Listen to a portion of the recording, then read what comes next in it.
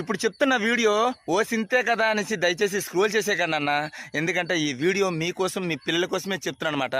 అదేంటినంటే చాలామంది పిల్లలు తీపి పదార్థాలు ఎక్కువ తినేసి కడుపులో నులిపురుగులు ఉండడం వల్ల తినడం మానేస్తారు. అప్పుడు మీరేం చేస్తారనంటే, ఇదేంటి తెలుసు కదా, వేపాకు.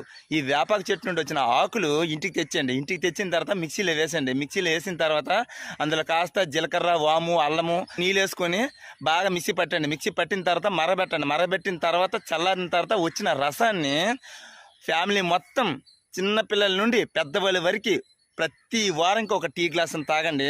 మీ అంతటి ఆరోగ్యవంతులు ఇంకొకరు లేరు. మరి ఇంత మంచి లాభాలు ఆ చెట్టు నుండి వచ్చిన ఆకుల కోసం ఎలా మర్చిపోతున్నారు?